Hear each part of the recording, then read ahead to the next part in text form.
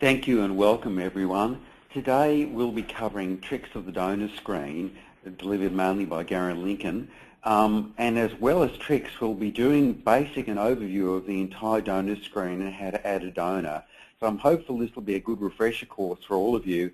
And those of you that have new staff starting, this will be a good introduction to the basic donor screen and how it works, and all the various little things you can do to make life easier and how to make things quicker when you enter things, and maybe an overview of codes and everything that goes to do with entering a new name in the system. So this is basically Donman as a CRM, how you set up new people, how you enter them on the system, and what's the most efficient way of doing that.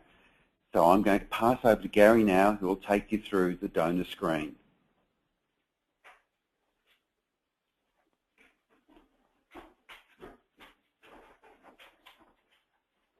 Good afternoon, everybody, and thanks for joining us. Today we're going to, as Andrew said, look at the actual donor screen and try and demystify some of the things or misconceptions that people have about the donor records and the fields on there.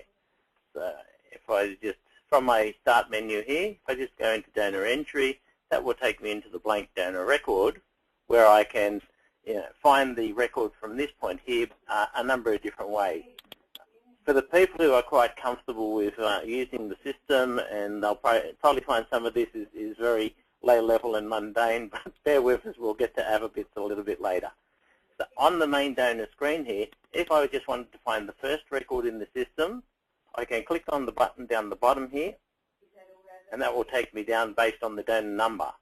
If I were to clear the screen, click on the clear button, and clicking the left button will actually take me to the last record on my system.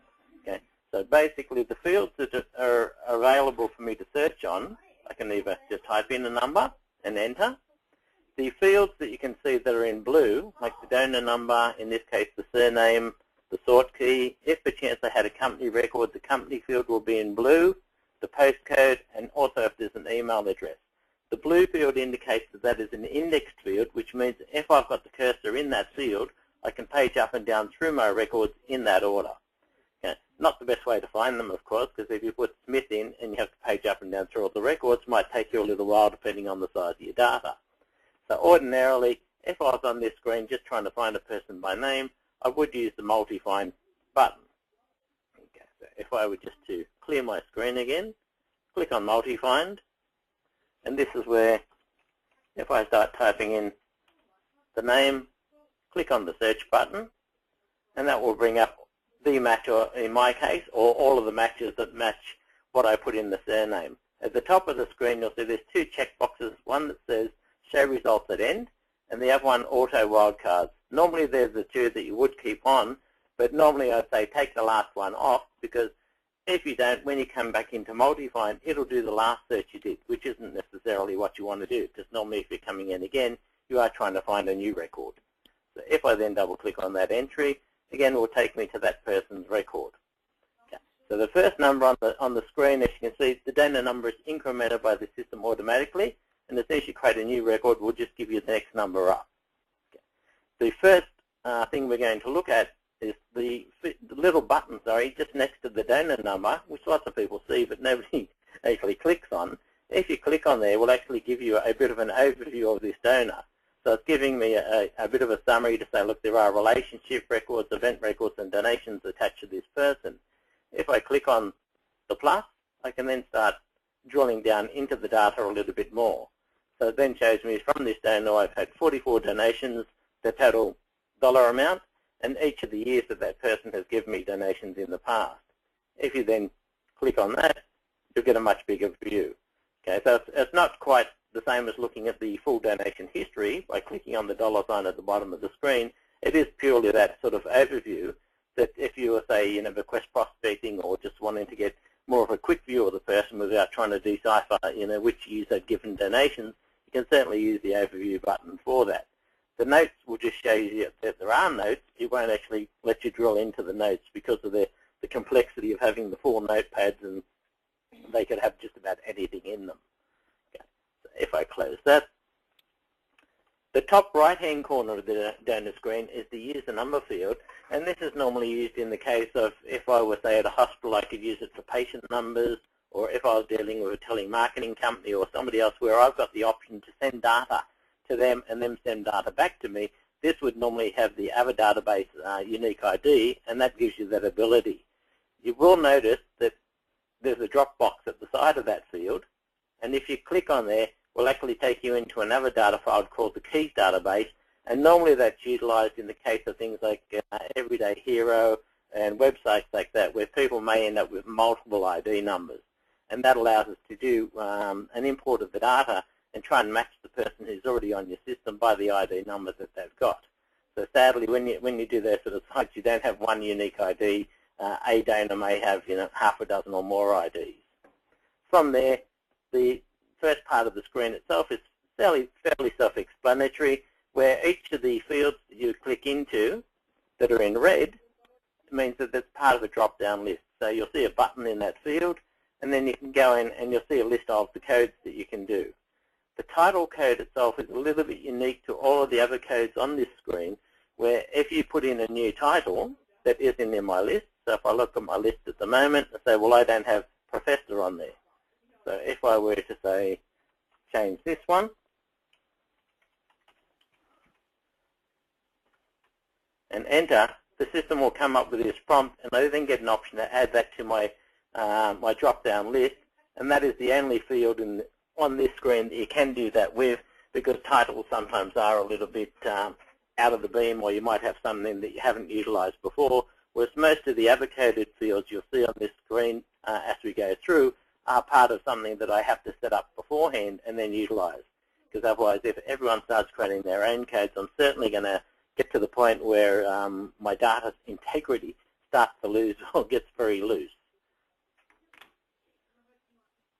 Okay, so if I keep going down from there, if I then had position, company, in this case it's an individual's record, so my first drop down that really relates to how the data fits into my structure is the donor type.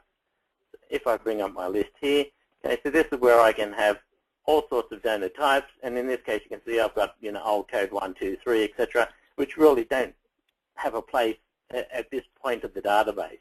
The top half, of course, you can see is a much better structure, where I'm saying, look, is it a business record? Is it something to do with a church organization, a club or association, educational, estates, government, hospitals, individuals, etc.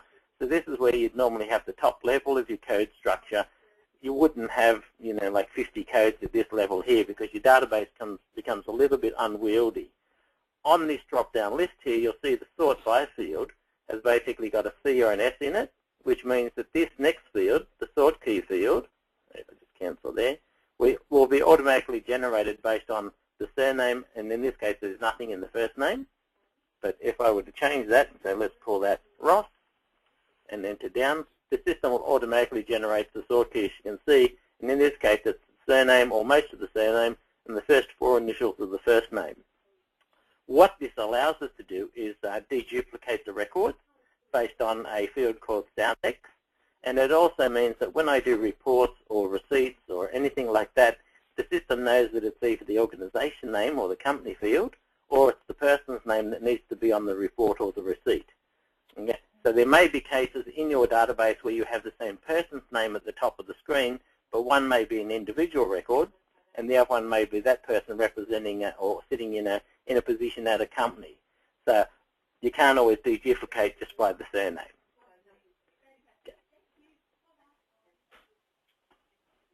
Okay, because I've changed the title, the system's now asking me to change the receipt name, and again, I'll do that for me automatically. Okay, and the salutation in this case has been set as dear first name. You can in the system set the default to be either dear title surname as the first salutation, or dear first name, and it's totally up to you and how you use the data. If perchance you said, I want the default to be dear title surname, but for this person I want to make it dear Ross, you certainly have that option at the time you enter the data. So there's no real restrictions there. In this case here, I've then got Street 1, Street 2, Street 3, suburb state postcode. Okay. If I were to go in Street 1 here, in this case, if I bring up my button here, I've got the rapid addressing tool, which I know a lot of people have, but there's certainly people that don't have. What this allows us to do is basically look up an address using the Australia Post validated data, and if it matches, I'll then get this barcode down the bottom and the DPID number. Okay. If perchance you can't find a record using the RAT tool, you can certainly put the address in either way, because you do have a suburb file which has the suburb state postcode in it already. The only field you won't have will then be the DPID. Okay. The DPID, as I said, is really part of the PAS file that comes from Australia Post, and it means that if that number is there, Australia Post is saying yes, it can validate that address, and that has a big impact on, depending on the size of mailing I'm doing, because I can then barcode the data, how much I pay per item of mail. Okay. There are a couple of fields or places on the screen that I can also use the internet to do a bit of a lookup of the actual data. So in this case here, if I were to go to surname, and you'll see down the bottom here it's got press Control F3 for Internet White Pages search. So you can use that, but the easiest way is if you've got a mouse with a scroll button on it, unless the scroll button has been reprogrammed somewhere to do something non-standard, you should be able to basically just click on the scroll button when you're in the surname field, and that will pass the details across, okay, to white pages. So you can do a white pages search, and in this case it's saying, yes, I've got an S. Bradley who happens to be in the same suburb, but it's not my person. Okay? Whereas if I did an exact match, it would come up, and perchance I didn't have the donor number or donor phone number, I could then easily highlight that, copy, go back to my donor record, and then I could paste the, so in this case I know it's the wrong number, but if I paste that in, okay, I could then save my donor record and at least have a phone number on them. Okay, so that can be very handy sometimes, just to, somebody's made a payment by credit card or something where you haven't got an expiry date on the form they've sent in, or something's wrong with the number. It gives you a way to look up that person if you haven't got their phone number already, as a way to contact them and try and get those details. A similar thing exists if it's a company field. Then we'll do exactly the same sort of search for white pages, but looking at the company name. Okay. The other place on the screen that I can use the internet to help me do a lookup is if I go to the street address, and again I can do Control F3 or click on the scroll button. Okay. And while it's having a bit of a think about it, okay, so it's now done the search for that address, and it's taken me straight into Google Maps. Okay. So some people say that's a little bit scary, but it is information that you can do manually, anyway. But it just means you can do it straight from the donor's record, so a little bit easier to do that sort of matching. I know people that have had training, recently will be okay with that, but it is something that lots of people do forget. And they'll say, oh, I go and type all the information into white pages and do the search. But you can see that's obviously a much, much quicker way to do that. Some records you'll find on white pages, if you get the match, will also have an email address, again, which you can then paste into the email field.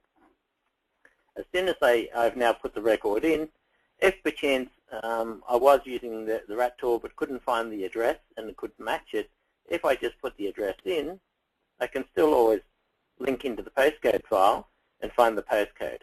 Okay. The last number on this list here, the 046, is the mail centre used by Australia Post. So by default, when I do a selection of people to do a mail out, the Donman will put them into pre-sort and then postcode order. So it's basically the mail centre, then the postcode order. Okay. You can change that, of course, but if you're doing a mailing, that's the way that really it has to be, so that you can, put the items of mail into certain mail trays, which means for Australia Post you've done the majority of work. So that's why they certainly offer you the discount. If you do that and barcode, that's where obviously the discount goes up, because you've done just about everything except deliver the mail for Australia Post. Okay.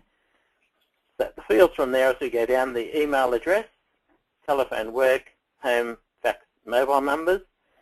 With the actual phone numbers themselves, there's no structure in Donman as to how the numbers have to be entered, because sometimes you might have an overseas address that you want to put, +64 or whatever the number might be in order to capture the whole number.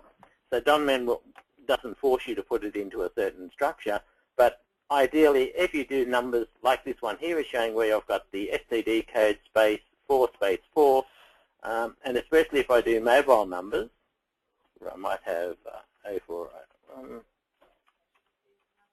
something like that, means that one of the most common things people do is put data into Excel, and if I don't have a space in the actual number, the first thing Excel does is take the 0 off the front of my numbers. You know, so it can take you a bit of while to figure out that that's happened and fix it up. The next field down on the screen, the mail code, in recent times is starting to get a little bit less utilized for what we used to do for mailings. So, you know, in years gone by, we'd have something like this where I have, look, they get all mail, they get newsletter, they get tax appeals only, they get Christmas appeals only. But as mailings became more complex and people said, oh, but I've got people that just want, you know, the spring newsletter or this newsletter, and they only want certain, you know, mailings at times of year. And in order to facilitate that, what was added to the system was this list button here. Okay? So this is where I can create multiple lists and utilize these at the time that I do the mailings. If I am doing this, it means that I'm not restricted, you know, in the mail code to try and fit, you know, 6 different lists into one coded field. I can now have each of the lists totally independent of each other, and at the time I do my selections, it should be much easier because I don't have to worry about saying, oh, this people, you know, this person's on the Christmas list, then they're on the Christmas tax list, or they're on the Christmas tax newsletter list. At the time I just choose it. Very easy to add people doing this mechanism. Okay, so I can basically click that and say, this person is now on those 3 mailing lists. And then just OK, and you can now see that the list button is highlighted. If I do that, ordinarily, I wouldn't then need to worry about having the mail code being all. I'd really just need to say something like they're on a list or they get mailed or something like that, so that really the only 2 fields or codes that I might have in the mail code after switching them to the mail list would be no mail, because I want to be able to override that, or that they get mail. Okay. The next field down, the user code, is one of the fields on the screen that can be renamed and utilized for your own purposes. Because of its location on the screen and geographically it's straight under the mail code, quite a few organizations have used that where it's been renamed to Why No Mail, which means in here, if I go and say this person's not getting mail, none of the lists would be ticked because I'm basically saying they're not going to get corresponded with. But then I could use this user code here, and in my drop-down list, I might have a reason why that record's not getting mailed. You know, sometimes it might be a donor's decision that says, I don't want to, you know, receive correspondence from me, etc., but I'm happy to donate. Because people say, well, why mail me stuff if I'm going to donate, because it's really a waste of your funds. The next 2 fields down in the system are purely yes-no fields, so it's just something that you might want to know. But again, just like the user code, I can rename flag 1 and flag 2 in the system and then utilize those for anything it might be. You know, say if I had parents or, you know, clients or something like that that I just wanted to have a yes-no value, then I can rename those 2 fields, and I can certainly use that as part of my selection criteria in order to extract data later. Okay. In this case, the sex field is empty because I put professor in, whereas if I had something like Mr. and just enter through, let the system update itself again. Okay, the system will now put M for male. If I had Mrs. or Dame or Miss or one of the female connotations, that will be female. If it's Mr. and Mrs. up the top here, then the system will put B for both, saying that I've got one of each. I've got a male and female. Lots of people see the B as something totally different, but it is both. Okay. The VOP yes-no, again, is just a yes-no field. The alternate salutation, if I say yes there, gives me a couple of options. If on the main screen here I said, look, I want that to be Dear Mr. Bradley, but when I do some of the mailings, I want to have an alternate of Dear Ross, then under here is where I can change that. Or in this case, I'll do it vice versa. I'll do Dear Mr. Bradley, if I can spell. Okay, Mr.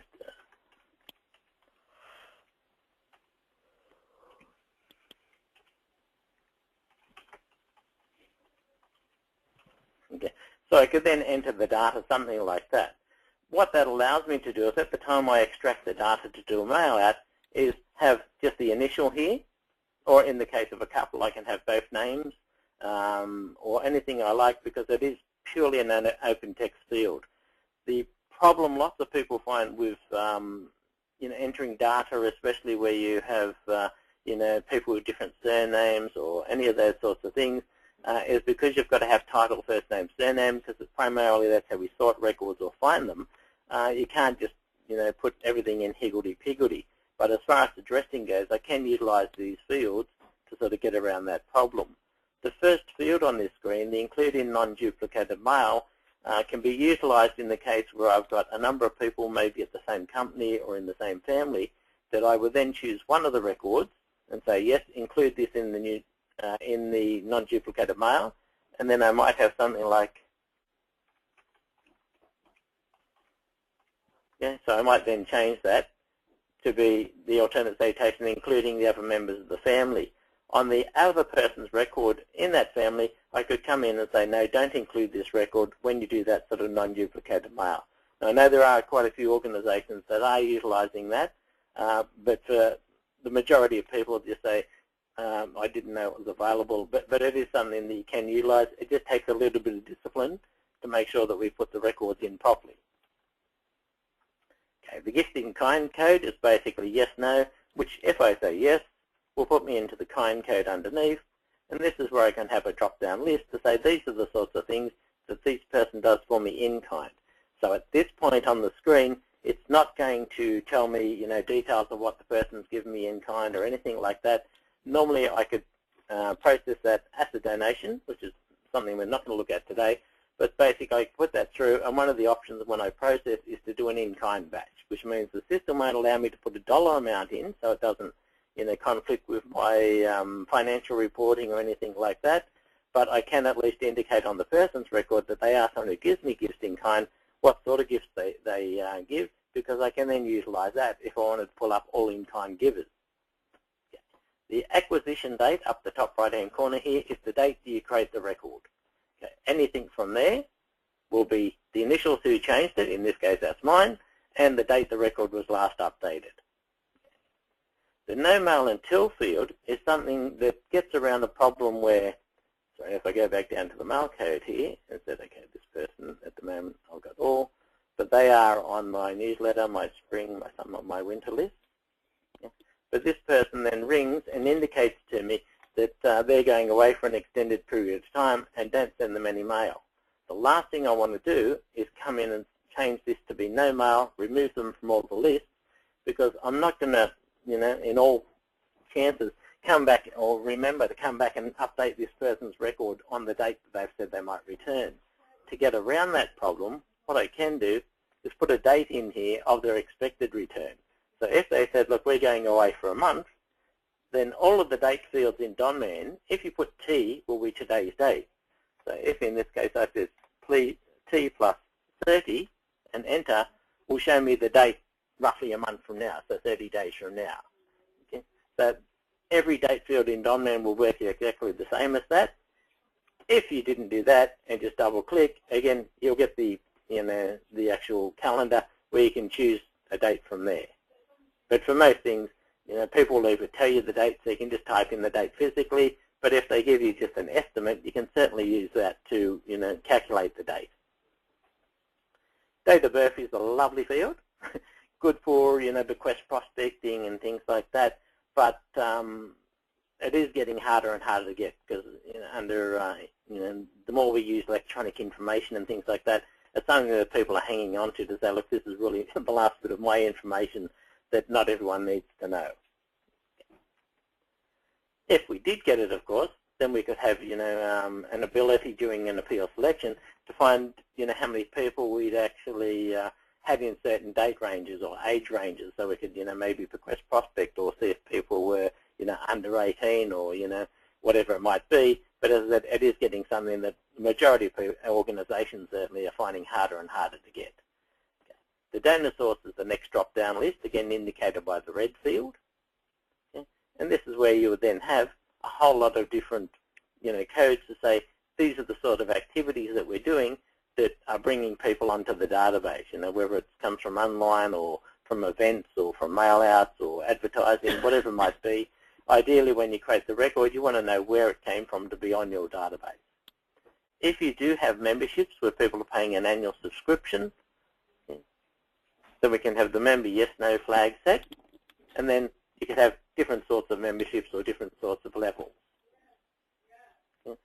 If perchance you set up a campaign record in Donman and you say that it is a pledged membership campaign, as soon as you process the payment and do the end of day, if the membership flag was no, the system will change that to a yes at the time you do the end of day. So it'll update that for you, but it won't necessarily update the code.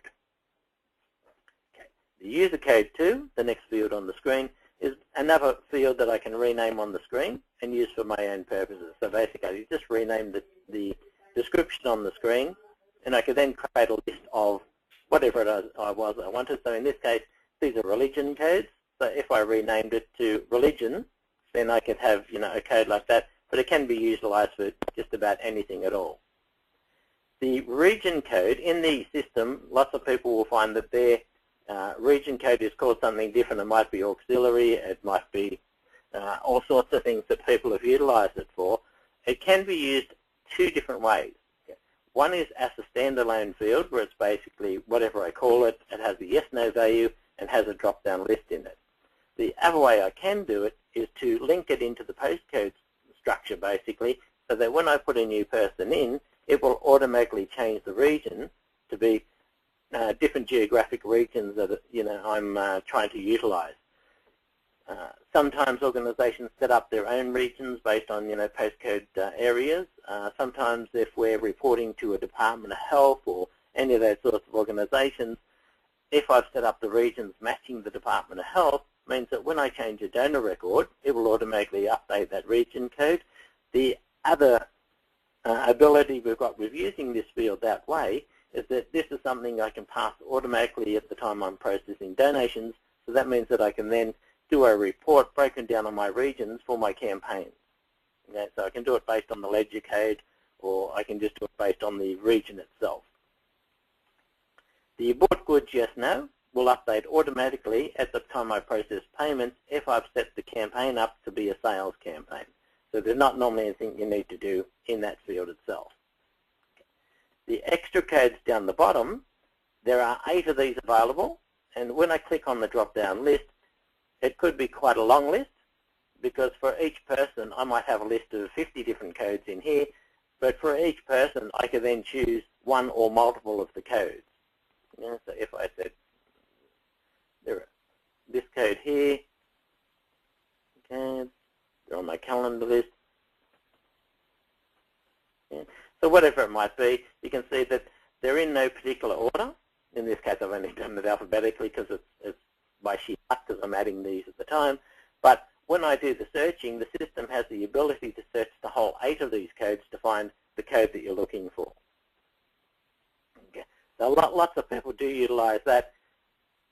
Where I have found from visiting lots of organizations is that sometimes people use the extra codes for what should be mailing lists, and it makes much more sense to have that in the one place, because it means at the time I do my selections, that simplifies the whole process 100%. And I can use these extra codes for really additional attributes that I want to attach to a person. Like they might be a current volunteer or staff member or board member or things like that that I want to know as soon as I open up the donor record. Okay. The comments field is pretty much what it says. It's just a one-line open text field that you want to put onto the person's record, and you want everyone to know as soon as they open the actual record. Okay. The buttons on the screen, I'm not going to look at all of them because there's not too many, but one that is certainly sort of tied in with the actual donor itself is the address button. Okay. In here again, I can have different sorts of addresses. Okay. At the moment, I've got one called previous. So if I had been notified that this donor has moved and they've provided move a new address, what I could do is go into previous, click on the big button at the bottom of the screen that says copy donor's main address here. That will copy all of the current details across. I can then save that, and when I refresh the screen, that would then go to red. Okay. But then I can come back and change the actual donor's address here to match their new address. The reason for doing that is that donors, for some reason, love to hang on to stuff. Okay? So I'm sure just about everyone has had this scenario where I've got, an appeal, slip or something come back in, but it's got the right donor number, it's got the right name, but the address is wrong. And the last thing I want to do is change that donor's record from an address that may be correct to one that's not correct. Okay? So if I capture the old address in here, and I have that scenario, and I said, look, the address on the main screen here is wrong, I can then click on the address button and quickly validate that the address that I've got on the slip is basically an old form that came in. If you're a staff member that's been in the organisation for a while or had to do with the mailings, you'll probably know from the slip itself that it's an old slip. But for new staff members especially, the most common feeling that they get is, I need to change this address to the form that just came back, because obviously it's a new form, but that's not always the case. Okay. So a couple of the other buttons on the screen that we can do things with is, if I just wanted to clear the data off the screen, on the keyboard templates that people have, we'll show you all of the shortcut keys. So the two ways to do this is, on the keyboard, if you push F12 will clear the screen, or you can just click on the screen clear button itself will clear the record off. So it hasn't deleted the donor or anything. If I type the number in and enter, I bring the record back again. Okay? The filter button is one that I can utilize to find all the records that meet certain criteria in my system. Okay. The filter can be utilized in two different places. One is on the main donor screen here, or if I go into multi-find, you'll see down the bottom of the screen here, there's also a filter button. The primary difference between the two is that it's using the same mechanism for the filter itself, but it means that if I just want to stop at one record at a time on the screen and do housekeeping, I can do it from the main screen. If I just wanted to, say, find out how many records I've got an email address on my system, okay, then I can click on Add Filter, bring up absolutely every field. In this case, I'm looking for email. Must be greater than, and in this case I'm looking for nothing, which means there's something in the email field, because when you put an email address in, there are certain criteria, like it has to have the ampersand, has to have a .com or something like that in it. So there are certain rules for entering an email address, so we don't have to go and search for everyone who's got ampersand or anything, because the system's already validated that for me. But once I put the rule in, I've entered down, made sure it's got a 1 next to it, which means that's the first criteria of my filter. If I then accept, we'll go through and show me the records I've got an email. If I double click on the first one in the list and say, oh, that's nice, but that's not the person I want, what I don't have to do is go back to multi-find and do the search again, because if I were to clear the screen and hold down the control button and page down, you'll see down the bottom of the screen now it's got multi-find search record number 1. Okay, in this case it's got name Bradley because it doesn't know what's in the filter, because it could be just about anything. But if I page down, it's basically just taking me through those records that have got an email address. So sometimes it's a very useful tool for, if you found something in the data and said, I'm looking for everyone who's got, something like p.o box or something like that, and I want to stop at each one. As I save them, just use Control Page Down, and that will bring up the record again. If perchance I have just saved the donor record, I'll go back to the one that we've been utilizing. So if I save this record, two ways to do it, of course. I can push the F10 button, okay, which takes me to the second screen of the donor record. And most of the information on here, barring appointments and dates of birth and things like that, isn't the screen that most people will look at on a daily basis. Okay? So there is a summary of the person's donation history, donation total this year and last year, etc. But for most things, if I press F2, we'll swap back to the first screen.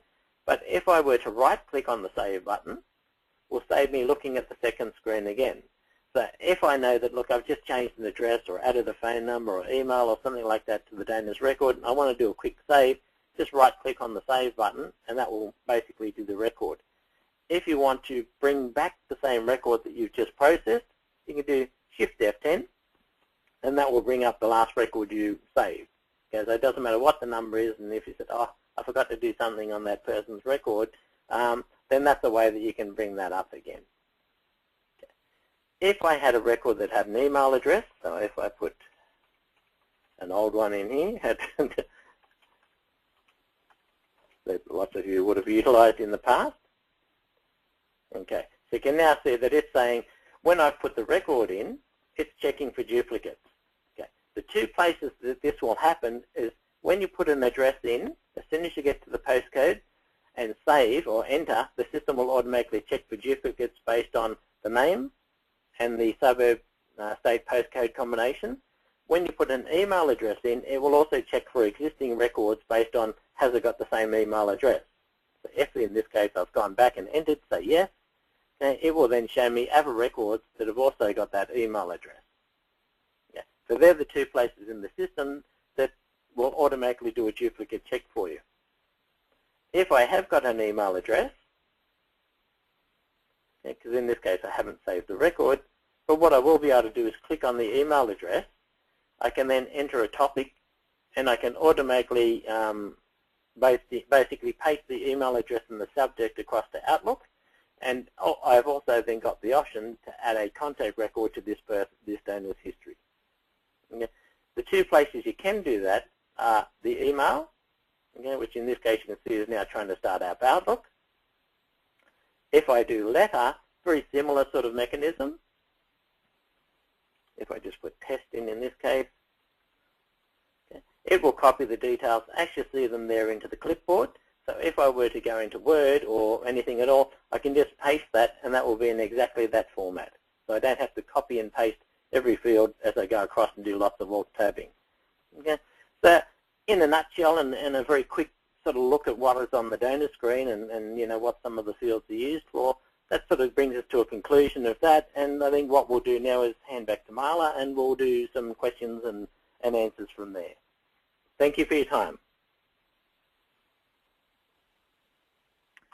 Thanks, Gary. There have been a few questions, but we'll just quickly remind everybody that if they do have a question for Gary, we do have a few minutes, or 10 minutes or so, to take questions before we finish up. So you just need to pop them in if you open up that control panel using the little orange grab tab arrow on the right-hand side of your screen, you can type in a question in the question pane, and we'll run through them now. So let me just scroll back up to the top. Firstly, from Caitlin, she's asking, is there a keyboard shortcut to get to the Lists tab? Unfortunately not. Not at the moment. There are shortcut keys to get to most of the other buttons, like the address, involved, notes, all of those. And for people who want to know that, if they shoot us an email, or maybe we'll put up a PDF somewhere on the website that people can download, which will show you absolutely every shortcut at the moment, because Lists in the scheme of the system is relatively new. I don't think we've actually done one for that yet. Okay. From Lorna, she's just asking, how can we have more than one name on one record? We have many donor files with a husband and wife on the one donor number. However, we cannot search via the second name, even if we do have it recorded in the name one. Do you have the ability to have a name two? Okay. Not so much a name two, but a way lots of organisations have got around that is if I've got my record on the screen, so I'll go back to my same donor I've been utilising. Okay, so if I said, well, in this case, hang on, I've got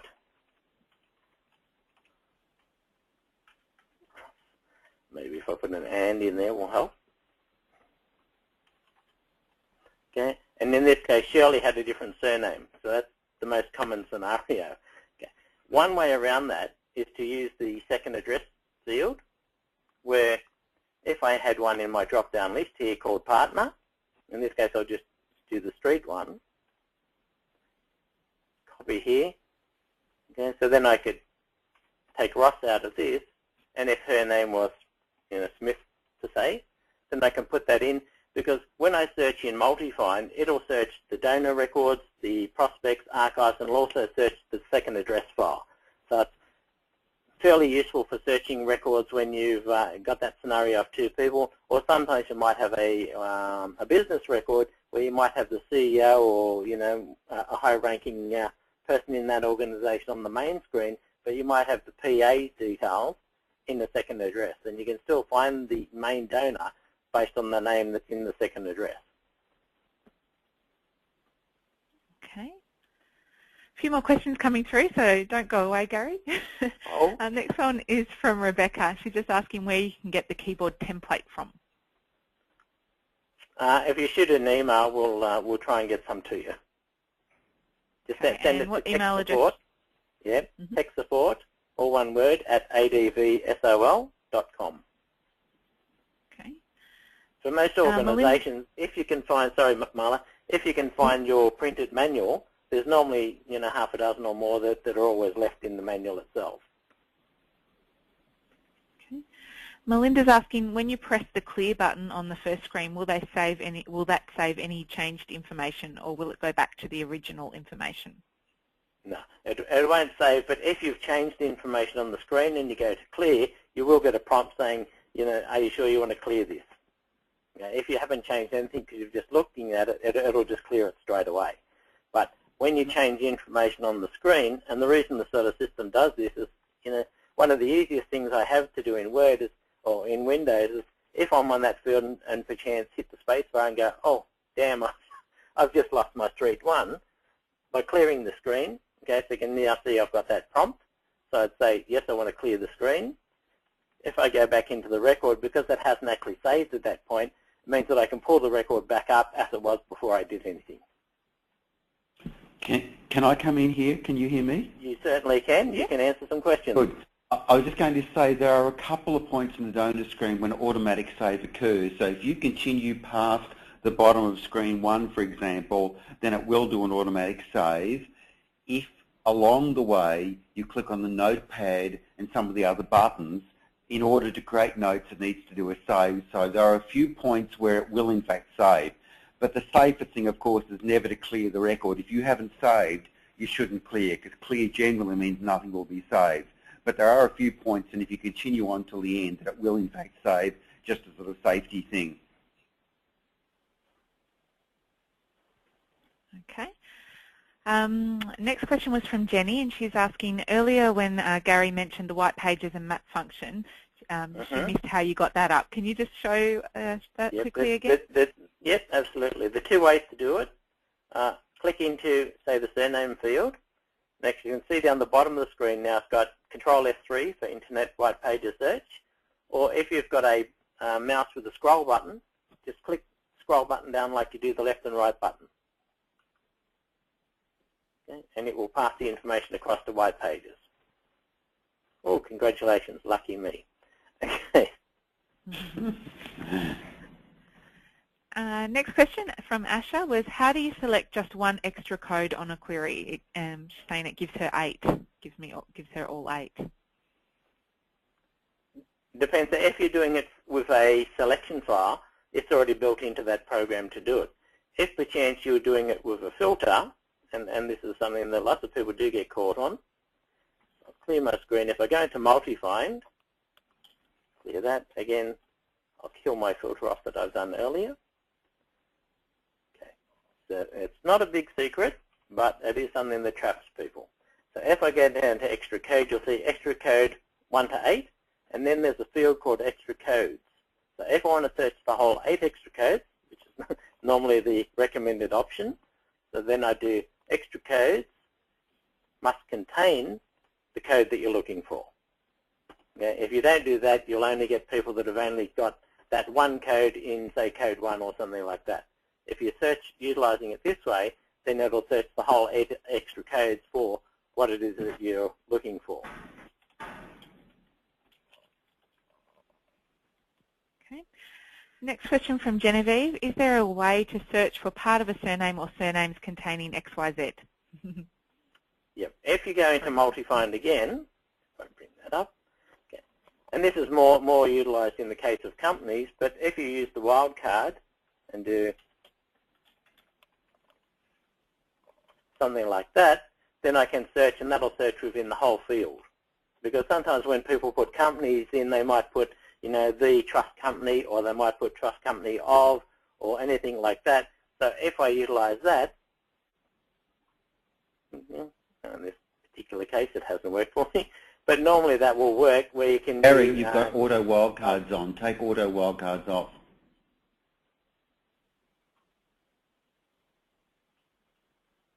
Okay, so I had a filter. No, order the checkbox and order wildcards. Yeah, but it didn't make any difference. Oh, okay. All right. Usually that does. Because unfortunately I was playing with the filter before, and it said nobody met my criteria of what I'd searched for here as well as the filter. You can see here I've just put AD, and it's showing me here's the two names that I've got in the system that have got AD in surname. Okay, so exactly the same principle for the company name.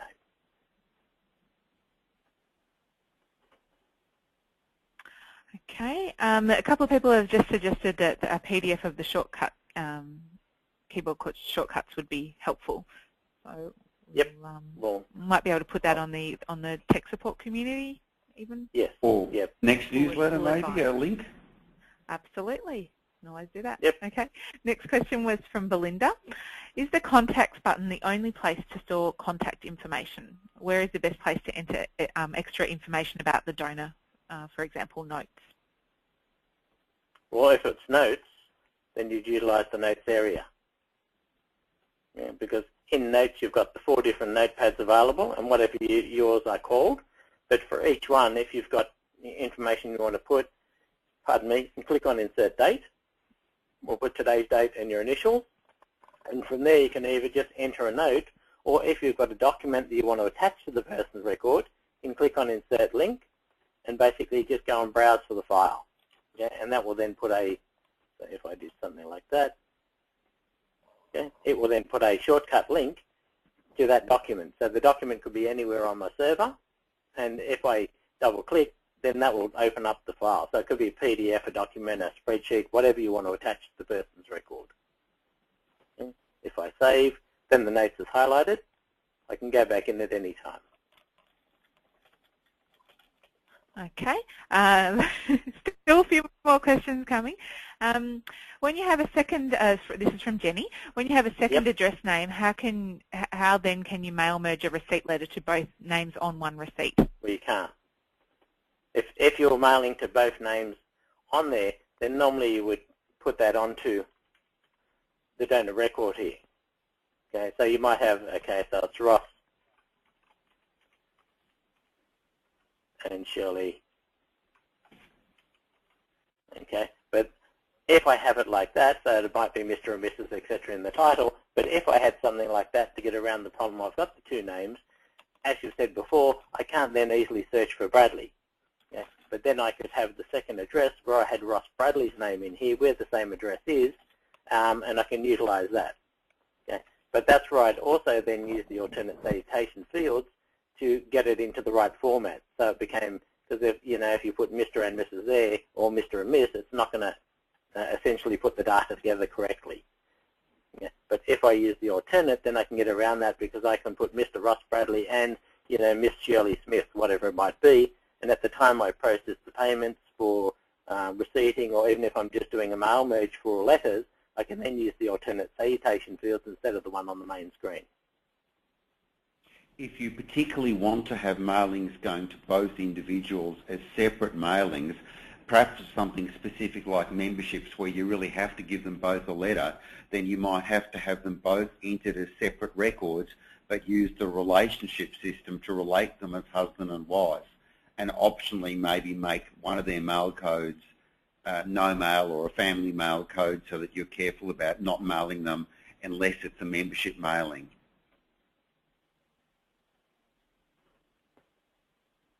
Okay.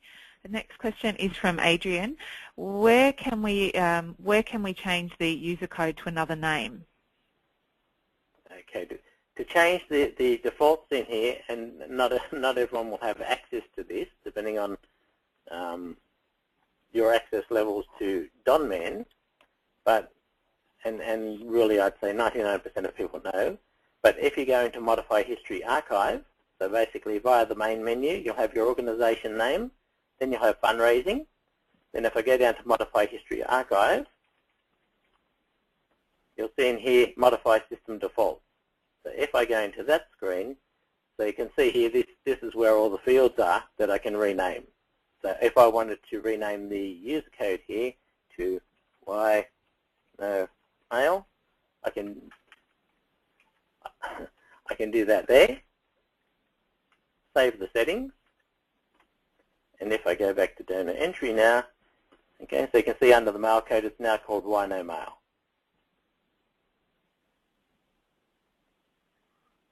Okay. From Belinda, can you please repeat the email address to request keyboard shortcuts? But the keyboard shortcuts will actually create a PDF, and in the next newsletter we'll have a link to it. Well, I think it will be the easiest way to distribute that to everybody. Okay. Yeah. Okay. Tony, just asking the bit that you just showed before on how did you just cancel the filter on the search function just before the wildcard demonstration? You just missed it. Yeah. Any time at all that you've got the filter, again, if I put that same one back where I had email must be greater than nothing. Okay, so if I clear the screen and page down, you can see it's now only stopping at the donors that have got the email. If I want to cancel the filter, two ways to do it. I can escape out of the donor screen and come back in. Or if I just click on the filter button and cancel, you can see the button has gone back to black, which means the filter is now off. If I page down, it's just going now through normal order.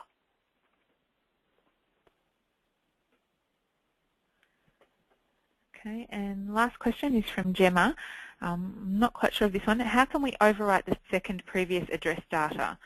I think she's experienced that she has to manually delete all the field and put in new data. Can she copy it from the main page? Okay. If perchance I've already got another address in here that I want to get rid of, the easiest way is to come in. If you do Shift F6, okay, and then it'll come up, do you want to delete this address record? So just say yes, and that will remove it. So specifically in the case of, when you've changed an old address, so you've already got an address in there that was the person's, second previous address, you can utilize that. Okay. And question from Sue, where can I set up options for code 2 in the code pool? Okay. If we get out of the donors record, so if I go into housekeeping, go into descriptive codes, and in this case, it'll be under additional code menu, or yours might just say additional codes. You should have an item in here that says this. If not, let tech support know or raise a job, and someone will talk you through putting that on your menu. Okay. I think that's it, Gary. There was quite a few questions there, and a couple that I've promised to follow up afterwards as well, because there's just a bit more detail we need to share with them. So that pretty much finishes us off, I think. Thank you, Gary, and thank you, Andrew. Thanks for joining us, everyone. Yes, thank you very much for joining us. A great attendance today for a January webcast. Good to see lots of people are already back at work for the new year. Do look in your inbox shortly for details about our February webcast. We'll again be running webcasts every month throughout this year, and we'll have a mix of how-to sessions and some product overview sessions. So please have a look there. We have recorded today's session again, and all of our webcasts are recorded and put on our website and in our newsletter each month as well. So take a look there. So that concludes our webcast for today. Thank you again, Gary and Andrew, for your time, and thank you all for joining us. Just quickly also, if you do have any further questions, please feel free to contact us on info@donman.net.au, or go via the tech support email address that Gary gave to you earlier if it's a more detailed question. So that concludes our webcast for today. Thank you again for joining us. See you later. Goodbye.